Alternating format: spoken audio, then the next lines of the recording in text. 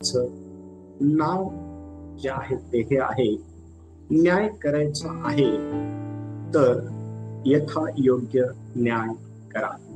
आजचा आपला विषय आहे न्याय करायचाच आहे तर यथा योग्य न्याय करा. ठीक आहे, हा आपला आजचा काय आहे विषय आहे.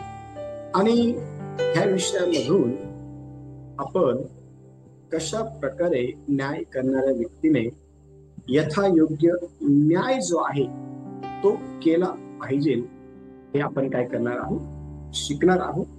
आणि देव आपल्याला यातून अनेक गोष्टी ज्या आहेत त्या शिकवल्याशिवाय राहणार नाही. आणि मग आपण हा विषय शिकत असताना पहिला जो मुद्दा आहे ह्या विषयातला तो आपण लिहून घेणार आहोत.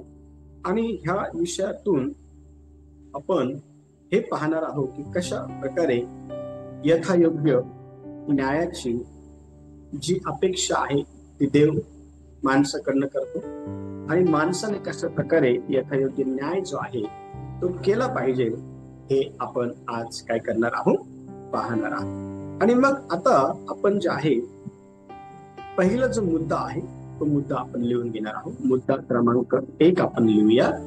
तुमच्या नोट्स मध्ये तुम्ही मुद्दा क्रमांक 1 जो आहे तो लिहा. परत एकदा आपल्या आजच्या विषयाचं नाव सांगतो, कारण बरेच जण आता जॉईन झाले आहे. परत एकदा आजच्या विषयाचं नाव सांगतो. न्याय करायचा आहे तर यथायोग्य न्याय करा. ठीक आहे, आजचा आपला विषय आहे न्याय करायचाच आहे तर यथायोग्य न्याय करा. हा आपला आजचा विषय आहे. आणि ह्या विषयातून आज आपण हे शिकणार आहोत की कशा प्रकारे देव हा आपल्याकडनं यथायोग्य न्यायाची अपेक्षा जी आहे ती करत असतो. मग यातला पहिला जो मुद्दा आहे तो आपण लिहिणार आहोत. न्याय करताना पहिला मुद्दा जो आहे तो लिहून घ्या. पहिला मुद्दा जो आहे तो आहे न्याय करताना स्वतःच हृदय पहा. पहिला मुद्दा, न्याय करताना स्वतःच हृदय पहा. ठीक आहे. आणि आपण अनेक वेळा न्याय करण्याची इच्छा बाळगतो आणि न्याय करणं हे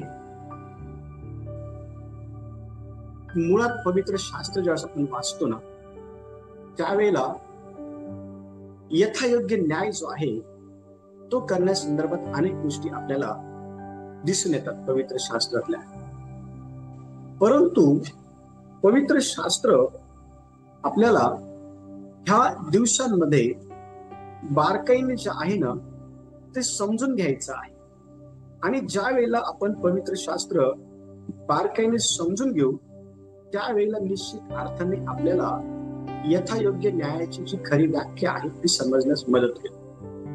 आणि पवित्र शास्त्र आपल्याला न्याय करताना स्वतःच हृदय जे आहे ना ते कशा प्रकारे आपण पाहायला पाहिजे या संदर्भात काही महत्वाच्या ज्या गोष्टी आहे ना ते सांगताना दिसून येतं. आणि रोमकरांचं पत्र 2रा अध्याय आणि वचन 1 यावेळेला आपण वाचणार आहोत. रोमकरांचं पत्र 2रा अध्याय आणि वचन 1 यावेळेला आपण काढूया आणि त्यातून आपण हा मुद्दा जो आहे तो समजून घेणार आहोत.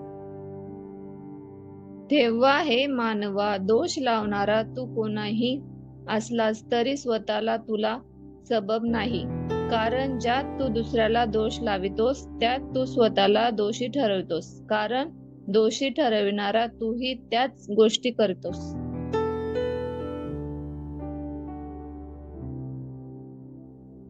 आवाज नाही येते दादा.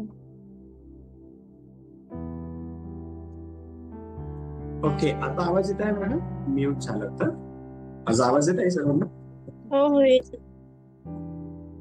ओके, आता आपण जे आहे ना आपण हा जो मुद्दा आहे हा सविस्तरपणे समजून घेणार आहोत की न्याय करताना स्वतःच हृदय जे आहे ना ते आपण काय केलं पाहिजे, बघितलं पाहिजे न्याय करत असताना. ठीक आहे. आणि पवित्र शास्त्र ज्यावेळेस आपण रोमकरांचं पत्र 2रा अध्याय ज्यावेळेस आपण काढतो तर रोमकरांच्या पत्राच्या 2ऱ्या अध्यायाच्या पहिल्या वचनामध्ये आपण अतिशय स्पष्टपणे आपण आपल्या स्वतःचा न्याय, स्वतःचं हृदय जे आहे ते कशा प्रकारे पाहायला पाहिजे या संदर्भात काही गोष्टी संत पौल जो आहे ना तो लिहिताना दिसून येत आहे. आणि तो ह्या गोष्टी ज्या आहे ना यहुदी ना दोषी आहेत या संदर्भात आपल्याला सांगताना काय होतं दिसून येत आहे. आणि तो म्हणत आहे ह्या वचनामध्ये अतिशय स्पष्टपणे, तेव्हा हे मानवा दोष लावणारा तो कोणीही असला तरी, लक्ष द्या, दोष लावणारा तो कोणीही असला तरी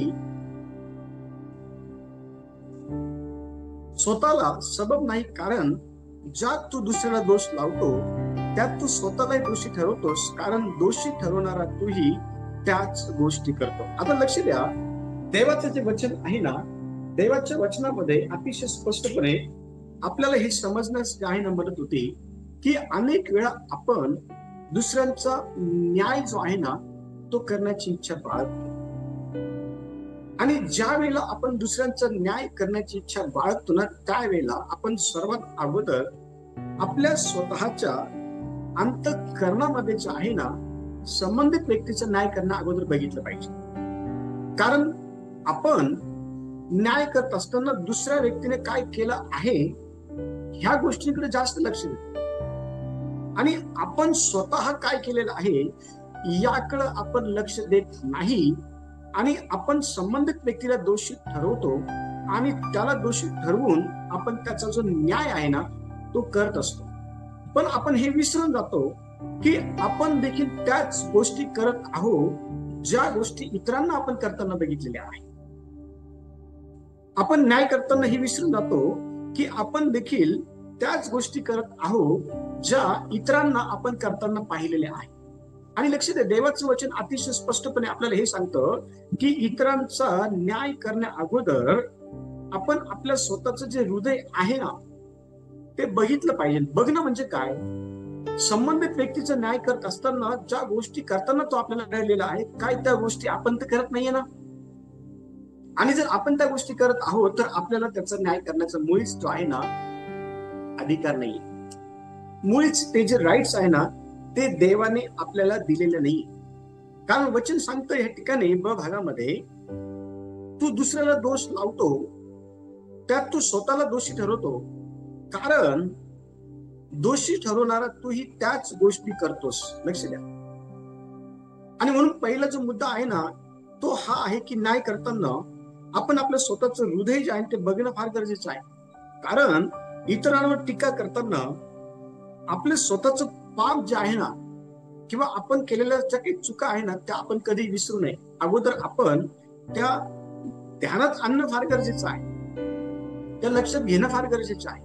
आणि पवित्र शास्त्रामध्ये आपण ज्यावेळेला दुसरे शमूएल 12 अध्याय आणि 1 ते 7 वचन आपण वाचतो ना तर त्या ठिकाणी दाविदाने जे आहे ना दाविदाने अतिशय स्पष्टपणे दुसऱ्याच्या पापावर रागून कठोर जो न्याय आहे ना तो दिलेला होता. आणि त्या न्याया संदर्भात परमेश्वर देवाने त्याला त्याचा जो दोष आहे ना नाथान संदेश त्याला पाठवून जे आहे पदरी घालण्यात आलेलं होतं. आणि ज्यावेळेस आपण ही संपूर्ण स्टोरी वाचतो ना तर ह्या स्टोरी मधून आपल्याला हे समजतं की उरिया हित्ती जो आहे ना त्याला दावीद राजाने सैन्याच्या अतिशय तोंडाला जे आहे उभं राहण्याकरता चिठ्ठीमध्ये जे आहे ना लिहून सांगितलेलं होतं. आणि त्या प्रकारे त्याला उभं देखील करण्यात आलं. आणि लक्ष द्या, ज्या वेळेला उरिया हित्ती जो आहे ना त्याला सैन्याच्या पुढं ज्यावेळेस उभं केलं ना त्यावेळेला शत्रूंनी त्याला जे आहे ना त्याचा वध केला. पण खऱ्या अर्थाने त्याचा वध व्हावा ही योजना दाविदाची होती. आणि दाविदाने अशा प्रकारची योजना का केलेली होती याविषयीची सविस्तर माहिती ही आपल्याला दुसरे शमूएल 12 अध्याय ज्यावेळेला आपण वाचतो ना तर त्यातून समजून येते. लक्ष द्या, देवाचं वचन अतिशय स्पष्टपणे सांगत आहे की आपण जे आहे ना अनेक वेळा दुसऱ्यांना दोष देतो. अनेक वेळा आपण दुसऱ्यांना जे आहे ना अनेक वेळा आपण दुसऱ्यांचा न्याय खूप लवकर करतो. पण दुसऱ्यांचा न्याय लवकर करण्या अगोदर आपण हे विसरून जातो की आपण देखील तीच गोष्ट करत आहोत, जी गोष्ट आपण संबंधित व्यक्तीला करताना बघितलेलं आहे, ज्याचा आपण न्याय करत आहोत. आणि म्हणून दुसऱ्यांचा न्याय करण्या अगोदर आपण आपल्या स्वतःच्या हृदयामध्ये बघणं फार गरजेचं आहे, अशासाठी की जो न्याय आपण करत आहे तो विपरीत होऊ नये. जो न्याय आपण करत आहोत तो न्याय करून आपण समोरच्याला जर दोषी ठरवत आहोत तर तितकंच दोषी आपण आपल्या स्वतःला देखील ठरवत आहोत, हे आपल्याला समजणं फार गरजेचं आहे. म्हणून आपण न्याय करण्या अगोदर दुसऱ्यांकडे न बघता आपण आपल्या स्वतःच्या अंतःकरणामध्ये बघणं फार फार फार आणि फार गरजेचं आहे.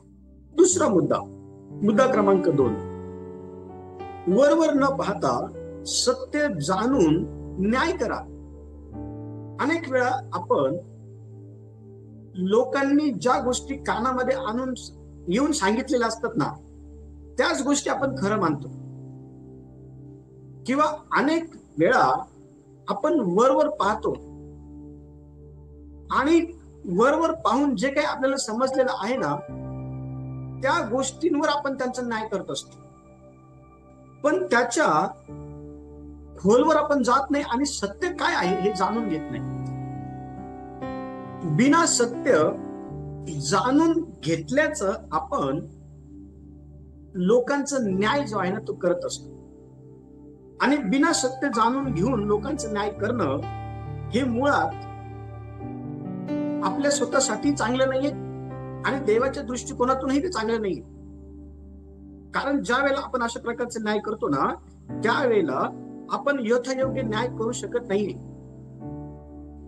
आणि आपण जो न्याय केलेला आहे ना, तो न्याय वरवर पाहून केलेला आहे, किंवा कोणीतरी आपल्याला येऊन सांगितलं असल्या कारणामुळे त्याच्या बोलण्यावर आपण विश्वास ठेवलेला आहे आणि मग आपण संबंधित व्यक्तीचं न्याय करायचं ठरवलं, तर तशा प्रकारचा न्याय आपण केलेला आहे. बघा वचन काय सांगत आहे. ज्यावेळेला आपण योहानाचं पुस्तक 7वा अध्याय आणि वचन 24 ज्यावेळेस आपण वाचतो ना, योहानाचं पुस्तक 7वा अध्याय आणि वचन 24 मध्ये बघा काय लिहिण्यात आलेलं आहे.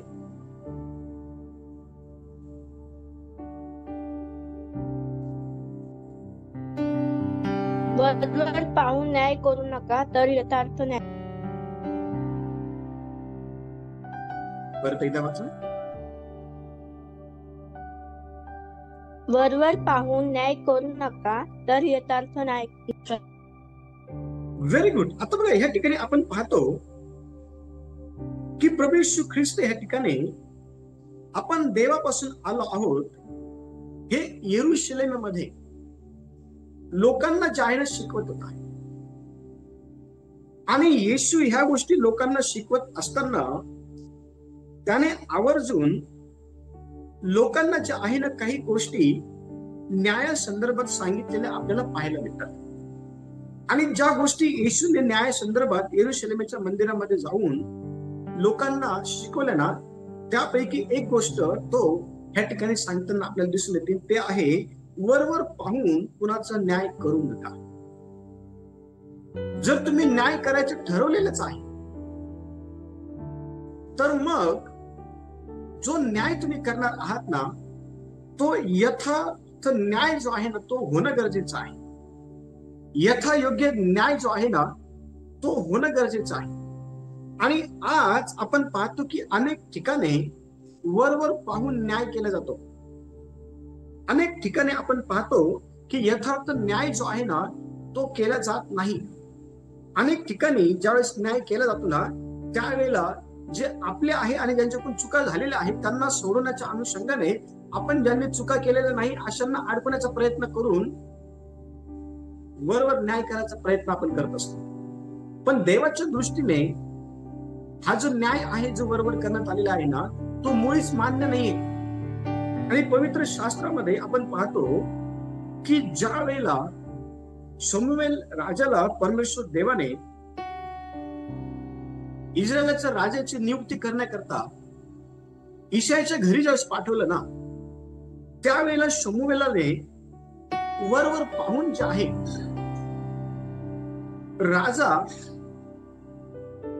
बनवण्याचा प्रयत्न त्या ठिकाणी केला, किंवा राजाला अभिषेक करण्याचा प्रयत्न जो आहे त्या ठिकाणी केला. परंतु परमेश्वर देव हा शमूएलाला अतिशय स्पष्टपणे काही महत्वाच्या गोष्टी ज्या आहे ना वरवर न पाहता सत्य जाणून घेण्याच्या अनुषंगाने सांगितलेलं पाहायला भेटतात. आणि बघा, ज्या वेळेला आपण पहिले शमूएल 16 अध्याय आणि वचन 7 वाचतो ना, तर परमेश्वर देव हा शमूएला बरोबर काय बोलत आहे पहा. 16 अध्याय आणि 7 वचन, पहिले शमूएल.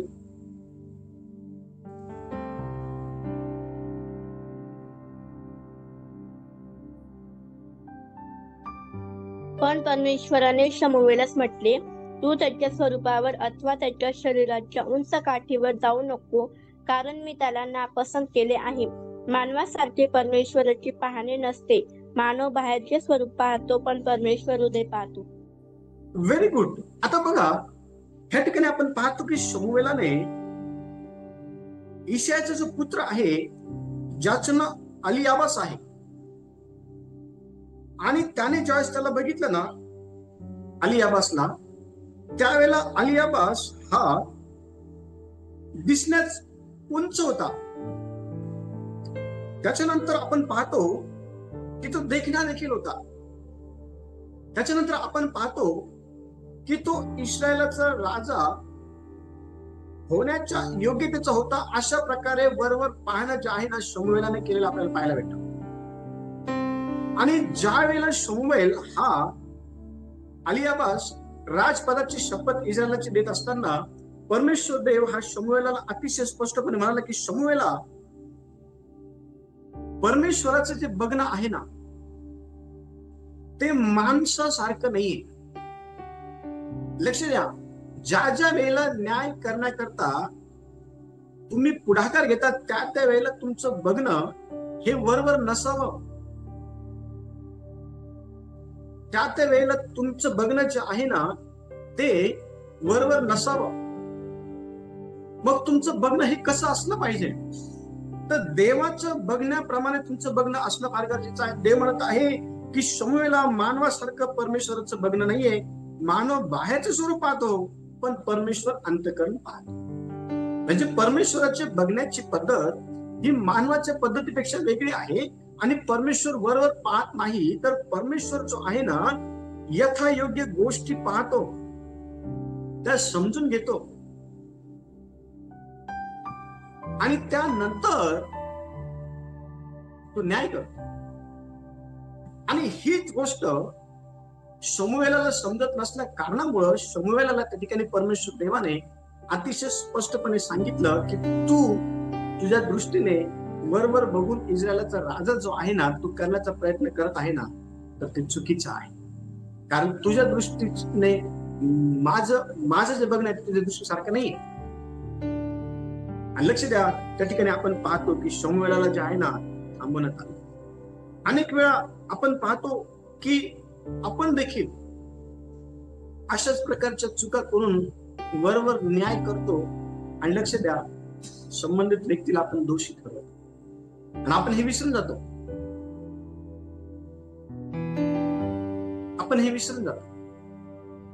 आणि म्हणून दुसरा मुद्दा आपण बघितला, वरवर न पाहता सत्य जाणून न्याय करा. बघितलेल्या गोष्टी सर्वच खऱ्या असतात असं नसतात.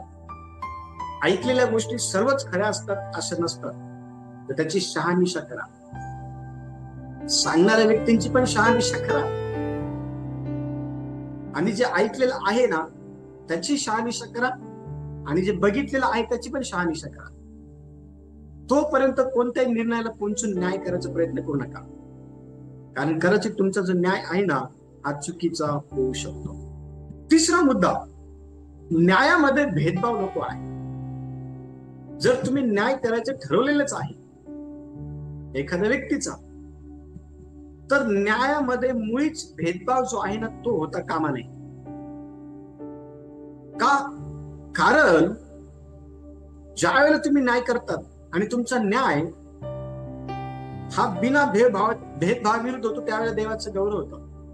पण ज्या ठिकाणी तुमच्या न्यायामध्ये भेदभाव येतो ना, त्या ठिकाणी स्वतःच्या नावाची निंदा होतेच होते, पण देवाच्या नावाची देखील निंदा होते. आणि पवित्र शास्त्र ज्या वेळेला आपण वाचतो ना, तर लेवी याचा 19वा अध्याय पहा. लेवी याचा 19वा अध्याय आणि वचन 15 काय म्हणत आहे पहा, न्याय संदर्भामध्ये.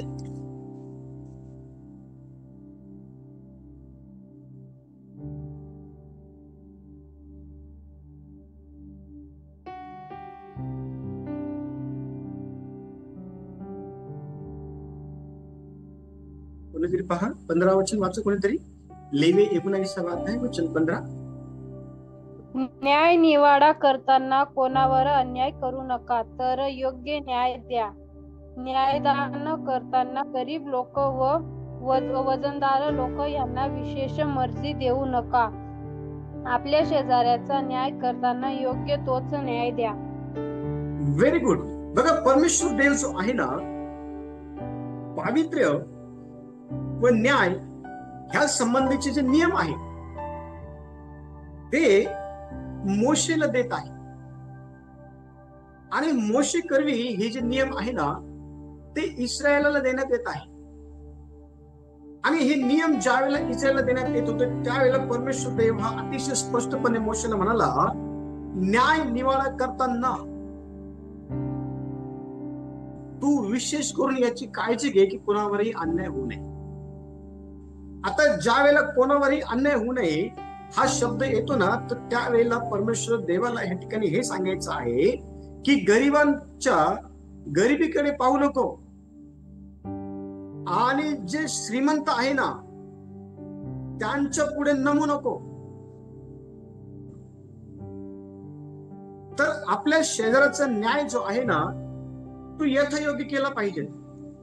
आणि आज जर आपण पाहिलं तर गरीब आणि श्रीमंत हा भेद आहे. शत्रू आणि आपला सखा, आपल्या जवळचा हा भेद आहे.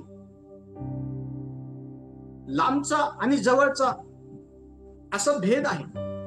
पण परमेश्वर भेद करत नाही. परमेश्वराच्या दृष्टिकोनातून सर्व जे आहे ना समान आहे, इक्वल आहे. न्याय करणारा देखील आणि ज्याचा न्याय होत आहे तो देखील. परमेश्वराच्या दृष्टिकोनातून गरीब आणि श्रीमंत हा भेद नाहीये. परमेश्वराच्या दृष्टिकोनातून आपल्या जवळचा आणि लांबचा हा भेद नाहीये. परमेश्वराच्या दृष्टिकोनातून हा आपला माणूस आहे आणि तो आपला नाही हा भेद नाहीये. परमेश्वराच्या दृष्टिकोनामध्ये देव म्हणत आहे कोणावरही अन्याय होऊ नये म्हणून यथायोग्य न्याय करणाऱ्याने न्याय केला पाहिजे. आणि आज दुर्दैवाची बाब ही आहे की यथायोग्य न्याय हा होत नाहीये. आणि म्हणून पवित्र शास्त्रामध्ये ज्या वेळेला आपण याकोबाचं पत्र वाचतो ना, तर याकोब हा अतिशय स्पष्टपणे मंडळीतील लोकांना जे आहे ना त्यांची कान उघडणी करतो. कारण ते यथायोग्य न्याय करत नव्हते. त्यांच्यामध्ये भेदभाव होते, त्यांच्यामध्ये उच्च निष्ठा होती, त्यांच्यामध्ये गरीब श्रीमंत होती, त्याच्यामध्ये जवळचा आणि लांबचा अशा प्रकारचे प्रकार त्यांच्यामध्ये होते. आणि बघा याकोबाचं पत्र 2 अध्याय आणि त्याचं 1 ते 4 वचन जेव्हा आपण वाचतो ना, तर त्या ठिकाणी याकोब कशा प्रकारे मंडळीतील लोकांची कान उघडणी करतो. यथायोग्य न्याय जो आहे ना, तुमच्या न्यायामध्ये भेदभाव असायला नको या संदर्भात काय म्हटलं बघा त्या ठिकाणी 2 अध्याय 1 ते 4 वचन. माझ्या बंधूंनो, गौरवशाली प्रभू म्हणजे आपला प्रभू येशू ख्रिस्त याच्यावर विश्वास ठेवणारे तुम्ही तोंड पाहून वागू नका. सोन्याची अंगठी घातलेला व भपकेदार कपडे घातलेला एखादा माणूस तुमच्या सभास्थानात आला आणि भिकार कपडे पांघरलेला एक दरिद्रीही आला. तुम्ही भपकेदार कपडे घातलेला इस्माकडे पाहून म्हणतो, ही जागा चांगली आहे, इथे बसा. आणि दरिद्राला म्हणता, तू येथे उभा राहा किंवा माझ्या पदासनाजवळ खाली बैस. तर तुम्ही आपणामध्ये भेदभाव ठेवता की नाही आणि दुर्विचारी न्यायाधीश बनला की नाही. Very good. बघा याकोब ह्या ठिकाणी विश्वासणाऱ्यांमध्ये असलेला जो भेदभाव आहे ना, विश्वासणाऱ्यांमध्ये न्याय करण्यासंदर्भात असलेला जो काही भेदभाव आहे ना, त्या संदर्भात त्यांची कान उघडणी करत आहे. आणि न्यायात भेदभाव करणारी जे लोक आहे ना ते कशा प्रकारे दुर्विचारी न्यायाधीश आहे हे तो यातून सांगत आहे, शिकवत आहे. आणि हे त्यावेळी पण सुरू होतं, हे ह्या वेळेला पण सुरू आहे. आणि म्हणून त्यावेळेच्या लोकांना जर याची गरज पडली तर आजच्या लोकांना पण याची गरज आहे. आणि आजच्या लोकांना याची गरज जास्त आहे. कारण अनेक वेळा आपण पाहतो की न्यायामध्ये भेदभाव होतो आणि भेदभाव होऊन चुकीच्या गोष्टींना जास्त प्राधान्य जे आहे ना दुर्विचारी न्यायाधीश देत असतो. आणि ही गोष्ट याकोबाच्या लक्षामध्ये ज्यावेळेस पवित्र आत्म्याने आणून दिली, त्यावेळेस पवित्र आत्म्याने हे पत्र लिहिण्यासाठी त्याला सहाय्य केलं. आणि ह्या पत्रामध्ये तो म्हणत आहे की सोन्याची अंगठी घातलेला, भपकेदार कपडे घातलेला एखादा श्रीमंत माणूस जर तुमच्या प्रार्थनेमध्ये आला, तुमच्या चर्चमध्ये आला, तुमच्या सभास्थानामध्ये आला, तर त्या माणसाला तुम्ही म्हणता की इथं बसा, ही जागा चांगली आहे. परंतु त्याच वेळेला जर एखादा मळके कपडे घातलेला एखादा गरीब जर आला, तर त्याला तो रिस्पेक्ट देता का? त्याला ती वागणूक देता का? त्याच्या प्रती ते प्रेम आहे का जे प्रेम तुमचं श्रीमंतापैकी होतं? तो रिस्पेक्ट आहे का? तो आदर आहे का? बघा, वचन सांगत आहे, आणि तुम्ही भपकेदार कपडे घातलेल्या इस्माला म्हणता की ती ही जागा चांगली तर बस, आणि दारिद्र्याला म्हणता तू इथे उभं राहा, किंवा मी जिथं बसलेलो आहे ना माझ्या पायाजवळ उभं राहा. लक्ष द्या, आपला दृष्टिकोन हा देवाच्या दृष्टिकोनाला मॅच होणं फार गरजेचं आहे.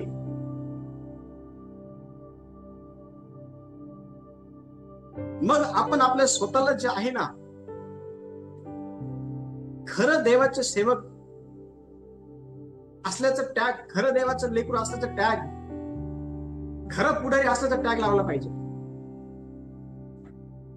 खरं न्यायाधीश असल्याचा टॅग लावला पाहिजे. पण वचन सांगत आहे स्पष्टपणे की भेदभाव करणारा जो व्यक्ती आहे ना, त्याचे विचार वाईट आहे, त्याच्या विचारामध्ये दुसरंच काहीतरी चालू आहे.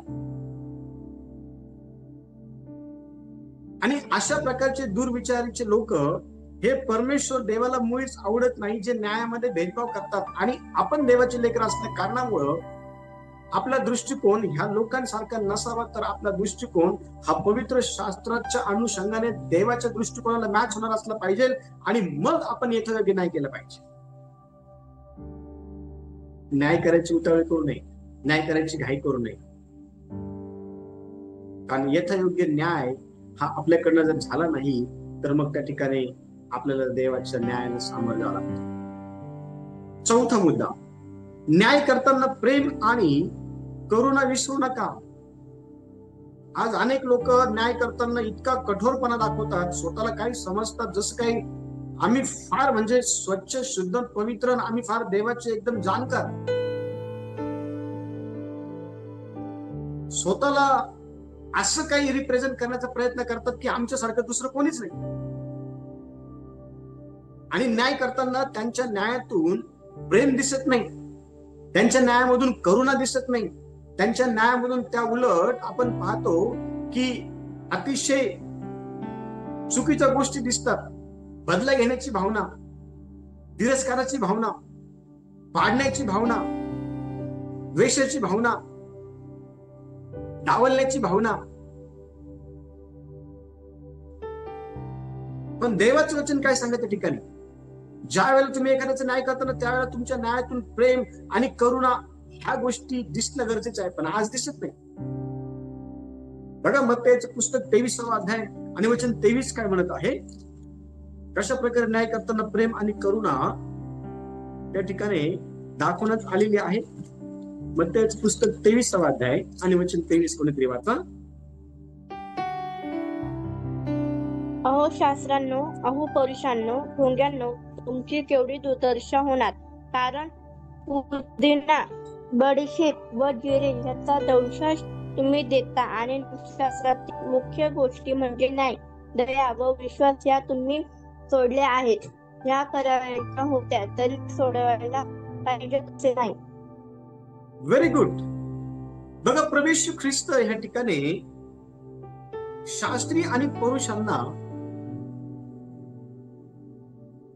काही महत्वाच्या गोष्टी सांगत आहे, आणि त्या महत्वाच्या गोष्टी त्यांना सांगण्याची गरज ही प्रभू येशू ख्रिस्ताला का वाचली, कारण ते ढोंगाने भरलेले होते.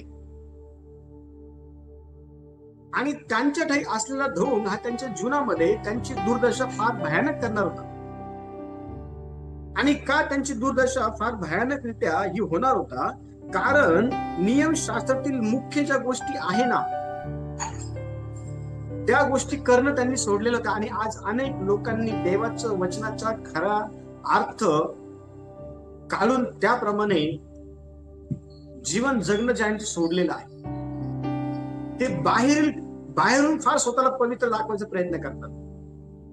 बाहेरून फार स्वतःला ते असं दाखवण्याचा प्रयत्न करतात की आमच्या सारखं पवित्र दुसरं कोणीच नाही, आमच्या सारखं पवित्र शास्त्र कोणालाच माहिती नाही, आमच्या सारखा अनुभव सेवेचा कोणालाच नाही, आमच्या सारखं सेवेमध्ये कोणीच जे आहे ते खाच खळगे बघितलेले नाही.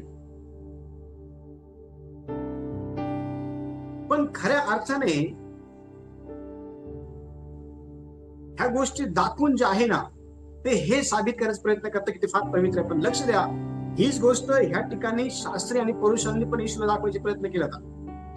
पण येशूला कळालं की अरे हे लोक जे आहे ना, हे बाह्यकारी गोष्टींना जास्त महत्व देणारे आहे, आतील गोष्टींना नाही. हे बाह्यकारी जास्त सुधारणा करणारे आहे, आतील सुधारणा करणारे लोक नाहीये. आणि बघा, त्यांना कोणत्या भागामध्ये बदलण्याची गरज होती? तर त्यांना यथायोग्य न्याय त्यांनी केला पाहिजे, त्यांच्या त्या भागात त्यांना बदलण्याची गरज होती. आणि जेव्हा यथायोग्य न्याय करतात ना, त्यावेळेस त्या न्यायातून त्यांनी दया, विश्वास जो आहे ना, तो दाखवण्याची गरज होती. पण त्या ठिकाणी ह्या सर्व गोष्टी त्यांनी सोडलेल्या. आणि म्हणून येशू त्यांना म्हणाला, तुम्ही ढोंगी आहात, तुमची दुर्दशा होईल. का? कारण पवित्र शास्त्राच्या दृष्टिकोनातून ज्या गोष्टी महत्वाच्या आहे ना, त्या तुम्ही करणं सोडलेल्या. आणि आज अनेक जणांनी ह्या गोष्टी करणं सोडलेल्या आहेत. अनेक जणांनी विसरून गेले त्यांचे जुने दिवस, विसरून गेले देवाने त्यांना कुठून आणलेलं आहे, कुठं ठेवलेलं आहे म्हणून विसरून गेले. त्यांच्या चुका ते विसरून गेले. ते त्यांच्या स्वतःच्या हृदयामध्ये बघणं विसरून गेले. दुसऱ्यांकडे बघायला त्यांना वेळ आहे, दुसऱ्यांना पाडायला, दुसऱ्यांच्या चुका बघायला, दुसऱ्यांवरती हेर ठेवायला, पाळत ठेवायला भरपूर वेळ आहे. पण स्वतःकडे बघायला वेळ नाही. पवित्र शास्त्र सांगतं की येशूने त्यांना आरसा दाखवला. ज्या गोष्टी तुम्ही करतात ना, पुदिना, बडीशोप, जिरे यांचं दशमांश तुम्ही देतात ना, तो महत्वाचा नाहीये. तुम्ही बाहेरून स्वतःला पवित्र दाखवतात ना, महत्वाचं नाही ते पवित्रता.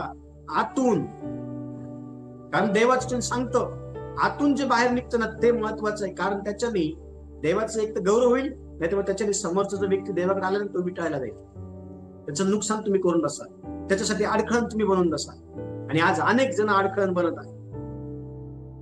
बघा, पवित्र शास्त्र लूका वर्तमान ज्या वेळेला 8वं वचन 8वा अध्याय आपण काढतो ना, तर लूका वर्तमानाच्या 8व्या अध्यायामध्ये 3 ते 11 मध्ये आपण पाहतो की येशूने एका व्यभिचारी स्त्रीला जे आहे ना, दगडमार करताना त्या ठिकाणी पाहिलेलं होतं.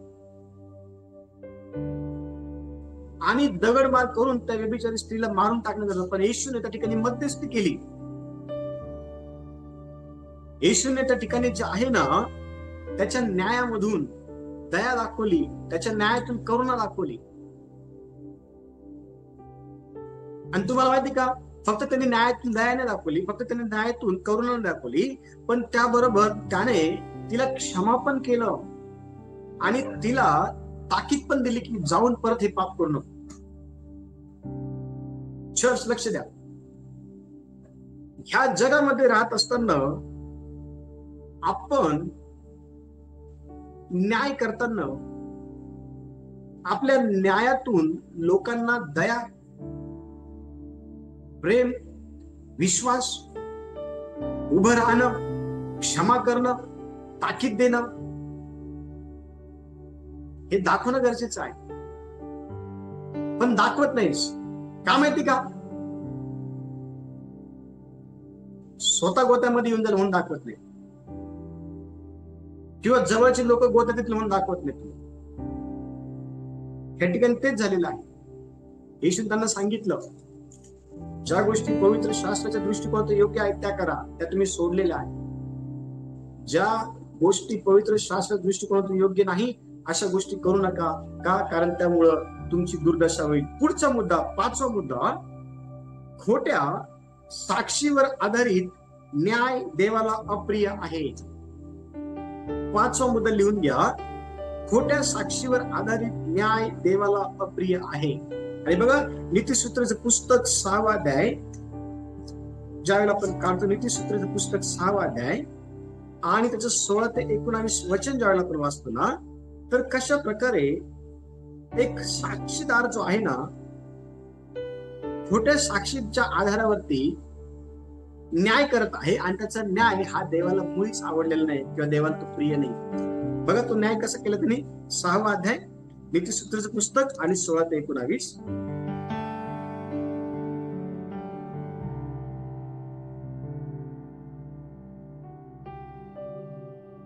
कुणाला भेटलं?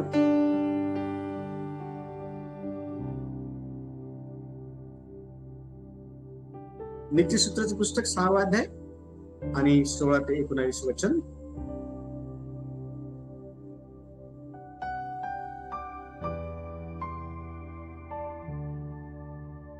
Thank you, Jesus.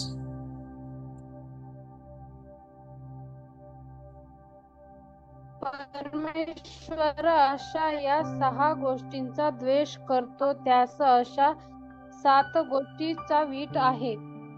गर्विष्ठाचे डोळे, लबाड बोलणारी जीभ, निरपराध्याचे रक्त पाडणारे हात, मन जे वाईट गोष्टी करणाऱ्याच्या योजना आखते, पाय जे वाईट गोष्टी करायला त्वरेतेने धाव घेतात, लबाड बोलणारा खोटा साक्षी, आणि जो कुणी भावाभावामध्ये वैमनस्य पेरणारा मनुष्य, ह्या त्या आहेत.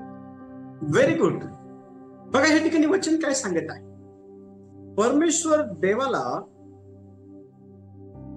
कोणत्या गोष्टीचा वीट आहे आणि ज्याच्या साह्याने आपण पाहतो की न्याय केला जातो ना, त्या सर्व गोष्टी या ठिकाणी आहे. उन्मत्त दृष्टी देवाला वीट आहे, देवाला आवडत नाही, देवाला ते प्रिय नाहीये. लबाड बोलणारी जीवा, आज अनेकांनी लबाड बोललेलं आहे आणि यथायोग्य न्याय करण्याऐवजी चुकीचा न्याय करून बसलेले आहे. देवाला त्यांचा देखील वीट आहे. आज आपण पाहतो की निर्दोष रक्त पाडणारे हात, देवाला वीट वाटतो त्यांचा. दुष्ट योजना करणारा अंतःकरण, दुष्कर्म करण्याकरता त्वरेने धावणारे पाय, लबाड बोलणारा खोटा साक्षी आणि भावाभावामध्ये भांडणं लावणारा, दुश्मनी करणारा, भावाभावांना एक न राहू देणारा, ह्या व्यक्तींचं परमेश्वर देवाला काय माहिती का? वीट आहे. ह्या गोष्टी देवाला मुळीच आवडत नाही. कारण ह्या गोष्टींच्या द्वारे आपण पाहतो की खोटा जो न्याय आहे ना, तो केला जातो. ह्या गोष्टी खोट्या न्यायाला सपोर्ट करतात आणि ह्या गोष्टी जास्त मोठ्या प्रमाणात आपल्याला दिसून येतात. आज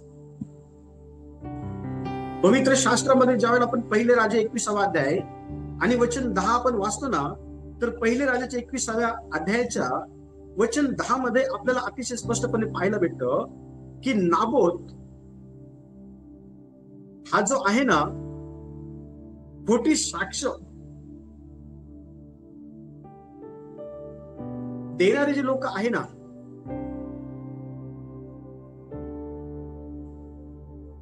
त्यांच्या साह्याने मरण पावला. आणि ती खोटी साक्ष देणारे जे लोक आहे ना, ती अहाब आणि एजबेल यांनी उभी केलेली होती. आज अनेक वेळा स्वतःच्या फायद्यासाठी दुसऱ्यांचं नुकसान करण्याच्या अनुषंगाने खोटी साक्ष देणारा हा न्याय करणारा व्यक्ती उभं करत असतो. ते लोक त्याच्या जवळचे असतात. बघा वचन 10 काय सांगत आहे. वचन 10 पा कोणीतरी वाचा. 21वा अध्याय आणि वचन 10.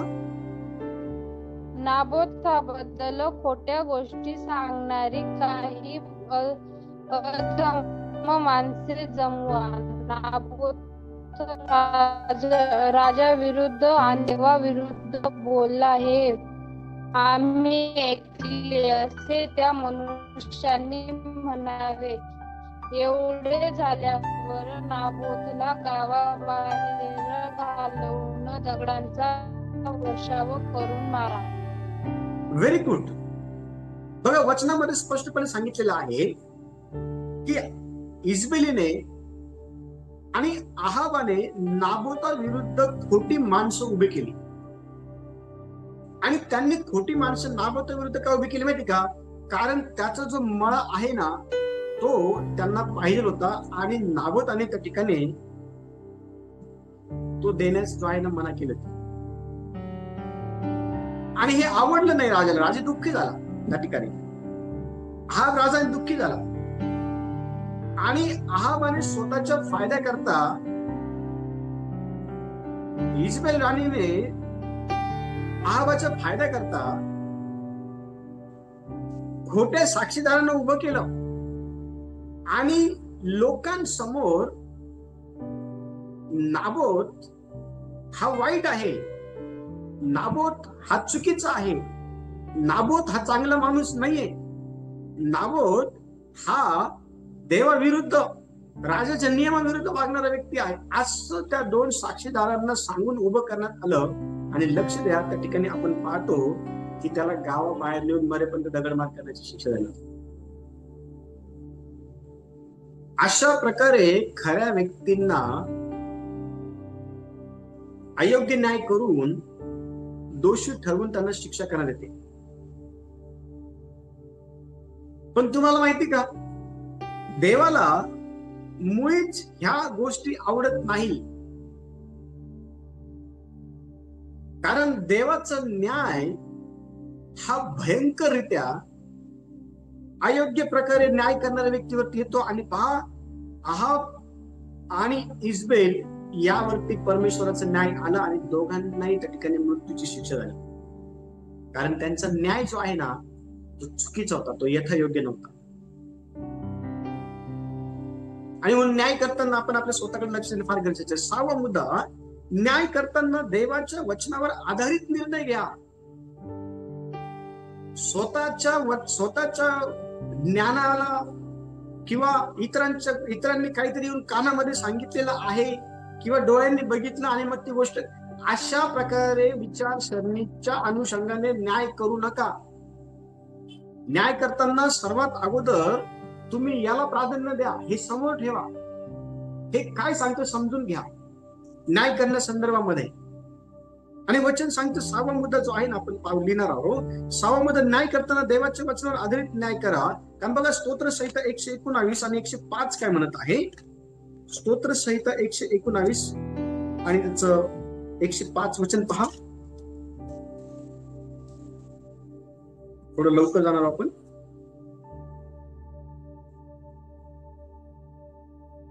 एकशे 105.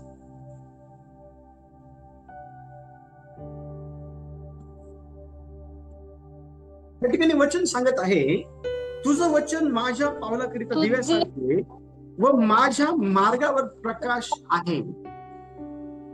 लक्ष द्या, जर न्याय करायचा आहे ना तर तुम्हाला देवाच्या वचनाला प्राधान्य देणं फार गरजेचं आहे न्याय करताना.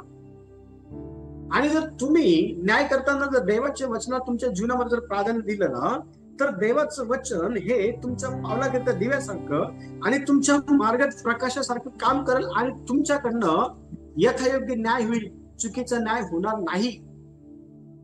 आणि ही गोष्ट शलोमोन राजाला चांगल्या प्रकारे माहिती होती आणि म्हणून शलोमोन राजाने देवाच्या वचनाचा सहारा घेतला आणि शलोमोन राजाने ज्या 2 स्त्रिया आहे ना त्याच्यातला एकीचा मुलगा जो आहे ना तो मेला होता. आणि ते फार कठीण होतं की आता हा मुलगा कोणाचा आहे. आणि हा मुलगा जो आहे ना जिचा आहे तिला भेटला पाहिजे, जिचा नाहीये ना ती एक्सपोज झाली पाहिजे की ती खोटं बोलत आहे म्हणून. आणि न्याय करत असताना शलोमोन राजाने त्या ठिकाणी देवाच्या वचनाला प्राधान्य दिलं आणि त्याला प्राप्त झालेली देवाकडनं असलेली जी बुद्धी आहे ना तिच्या साहाय्याने त्याने यथायोग्य न्याय केला आणि जिचं बाळ होतं ना तिला ते बाळ दिलं. हा वृत्तांत आपण 1 राजे 3 अध्याय आणि 16 ते 28 वचनामध्ये पाहतो. यथायोग्य न्याय झाला पाहिजे आपल्याकडनं, चुकीचा न्याय व्हायला नको आहे आणि कुणावरही अन्याय व्हायला नको आहे. ह्या गोष्टी आपल्याला समजणं फार गरजेचं आहे. आणि शेवटचा मुद्दा, लक्ष द्या, शेवटचा मुद्दा आहे, शेवटचा न्याय करणारा देव आहे आणि म्हणून न्याय करताना नम्र राहा. 7वा मुद्दा, शेवटचा न्याय करणारा देव आहे आणि म्हणून नम्र राहा. न्याय करत असताना दोषी आढळला तरी नम्र राहा. दोषी नसल तर यथायोग्य न्याय करा. न्याय करत असताना नम्र राहा. बघा याकोबाचं पत्र 4था अध्याय आणि वचन 12 काय म्हणते पहा. याकोबाचं पत्र 4था अध्याय आणि वचन 12 त्या ठिकाणी शेवटचे न्याय करणारा देव आहे या संदर्भात याकोब काय लिहित आहे पहा. 4था अध्याय 12 वचन.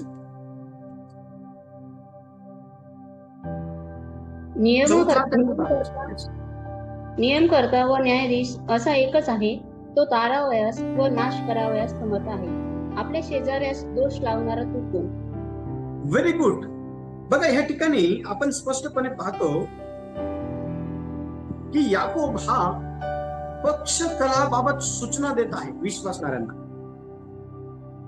आणि सूचना देत असताना अतिशय स्पष्टपणे तो ह्या ठिकाणी हे म्हणत आहे की नियमकर्ता व न्यायाधीश असा एकच आहे. आता नियमकर्ता कोण आहे?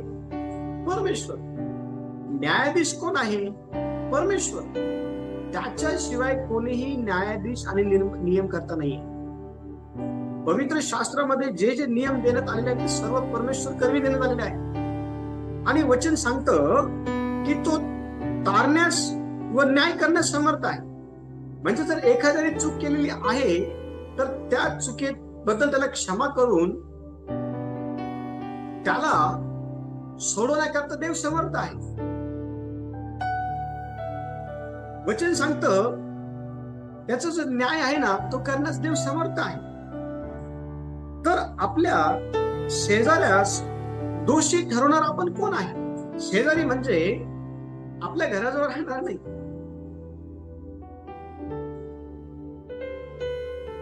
आपण कुणालाही दोषी ठरवू नये. आपण न्याय करत असताना आपल्या न्यायातून दया आणि प्रेम दाखवणं, करुणा दाखवणं गरजेचं आहे. आपण हे विसरू नये की नियमकर्ता आणि न्यायाधीश हा परमेश्वर आहे.